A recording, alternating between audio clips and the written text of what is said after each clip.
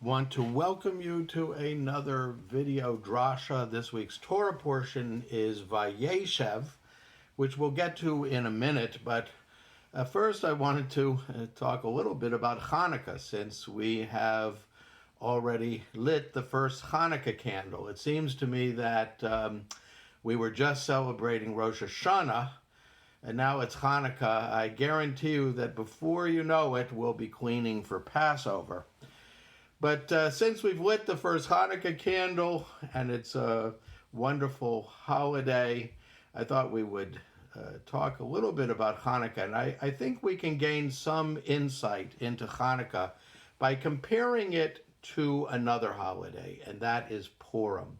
And the reason why I think it is reasonable to compare Hanukkah and Purim is because these are the two so-called minor festivals.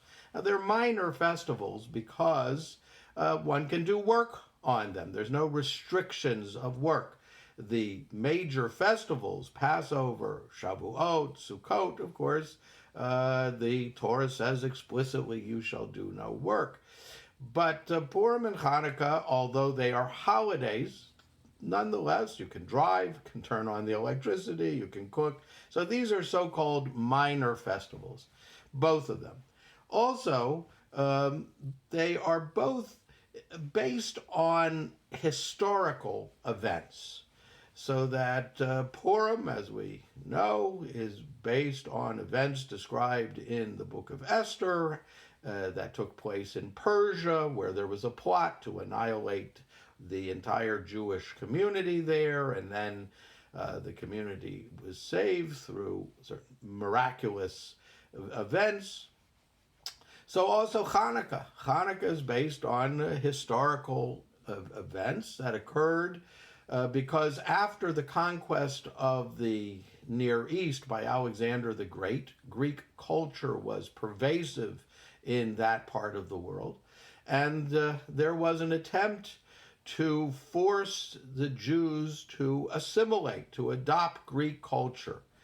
And the fact of the matter is, many Jews, perhaps most Jews, were only too willing to do this, to adopt the norms of Greek culture and the forms of Greek culture. But there was a group of Jews led by the Maccabees who resisted, and ultimately they were able to regain Jewish sovereignty in the land of Israel. And then they rededicated the temple, which had been turned into a pagan temple. And these are the historical events behind the holiday of Hanukkah. So both of these minor festivals that are based on historical events and are similar between Purim and Hanukkah. But what is the great difference between these two holidays? Purim is the most physical holiday we have. Purim is all about physicality. Let's think of what we do on Purim. And indeed, there are several mitzvahs connected with the holiday of Purim, but they're all about doing things. Like of course, there's a mitzvah to hear the Megillah, but we don't just sit quietly like at a lecture or a concert, or the way we're supposed to listen to the Torah reading, for that matter, just to sit quietly and listen.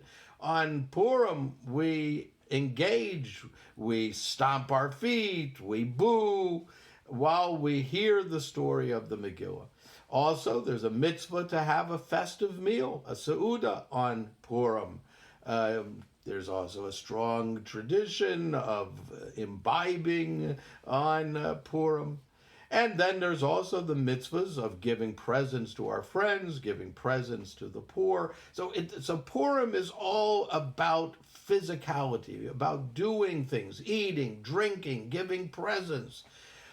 This, of course, is what is so strange about the statement made in the tradition. I've discussed this a number of times on Purim, that it is stated that Yom Kippur is a day like Purim.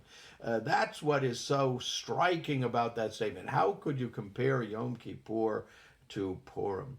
But Purim is this very physical holiday.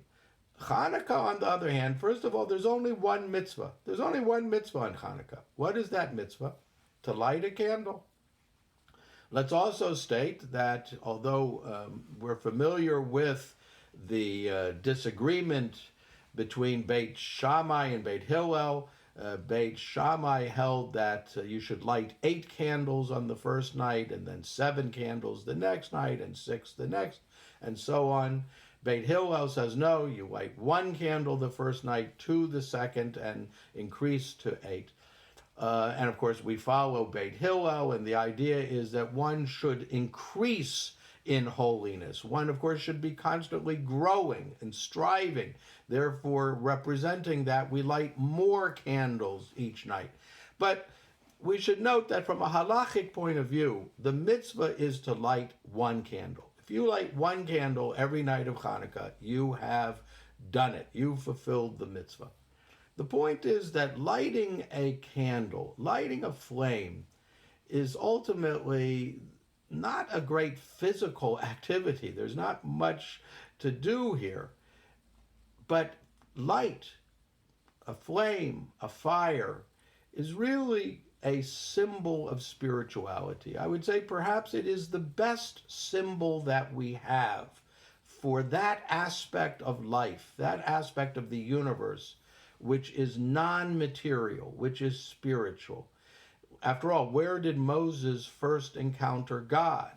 But in a burning bush.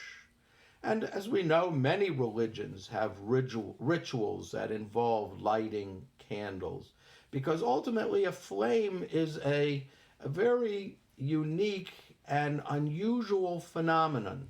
After all, it's certainly there. Nobody can deny that a fire or a flame is there. It has consequences. It has effects.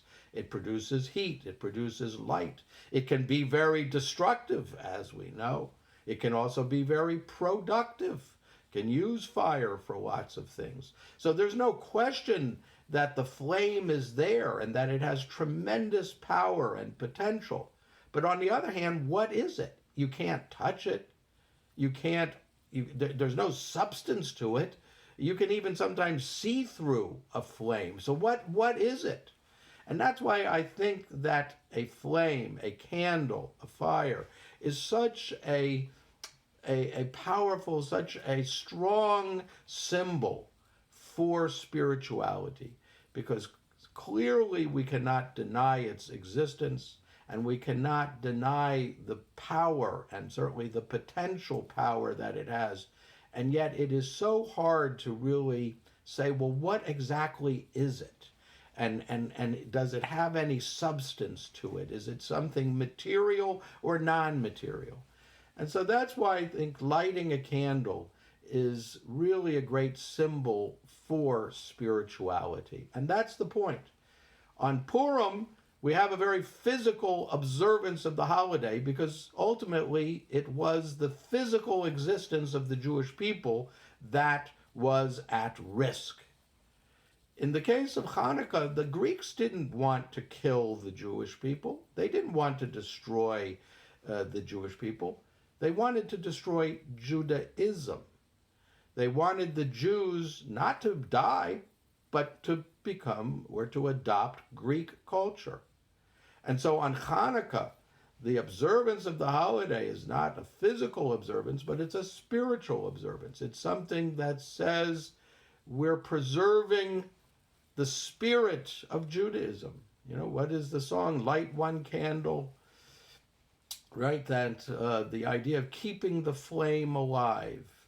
That's what Hanukkah is all about. How do we continue to live as Jews when there is a tremendous amount of pressure all around us to assimilate, to become like everyone else? And this, by the way, connects us into our Torah reading.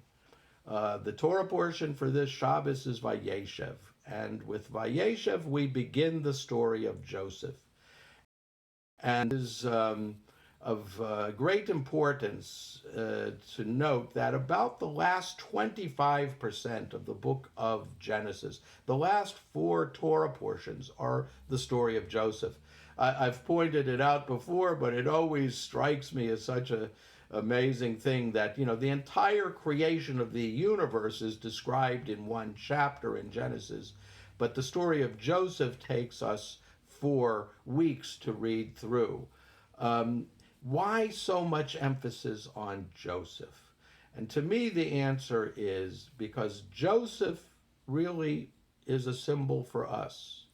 Joseph is a diaspora Jew. Joseph was taken already as a teenager to Egypt. There he ultimately becomes a very successful and powerful person, and yet he remains a Jew. And after all, he's living as a minority, really as a minority of one, in what was, again, a very powerful culture. Egypt was one of the great centers of civilization in antiquity, both in terms of technology and science, and also in economic and political power. Egypt was one of the great civilizations of the ancient world, one of the great empires. And here's Joseph living as a Jew in Egypt, rising to great power there, becoming very successful there, and yet remaining a Jew, which I think is why when we refer to Joseph, we call Joseph Yosef HaTzadik, Joseph the righteous one, because he was righteous in the fact that he was able to remain a Jew despite living in Egypt and despite, again, his great success there. I think, by the way, this also explains another thing. We bless our children, our sons, on Friday evenings by saying, may you be like Ephraim and Manasseh. Why do we choose Ephraim and Manasseh, of all people, to bless our sons? But I think the same answer is given here. Ephraim and Manasseh were diaspora Jews. They were born in Egypt. They were raised in Egypt. They were raised in Egypt by a father, again, who had become very successful there. And yet they were Jews. They were raised as Jews. They remain Jews. And ultimately, of course, they become part of the tribes of Israel, the children of Israel, when Jacob adopts them as his own sons. So Ephraim and Manasseh are models for our children of how to live as a small minority and to remain Jews. And so I think this is why the Joseph story is read during Hanukkah. On Shabbos Hanukkah, we usually read either this Torah portion, Vayeshev, which is the beginning of the Joseph story, or we read Miketz, which is the next portion in the Joseph story. But it's always the Joseph story that we read during Hanukkah.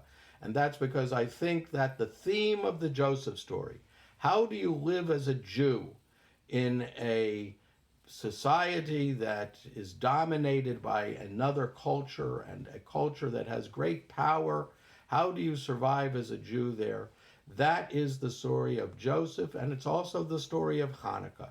That Hanukkah is the story of how a group of Jews managed to remain Jews, and they fought to preserve their unique way of life, despite the fact that they were living within a much larger and powerful and attractive culture, which was the Greek culture of the time. And so both of Hanukkah and Joseph, I think, really are the same theme. So I want to wish everyone a happy Hanukkah as well as a good Shabbos.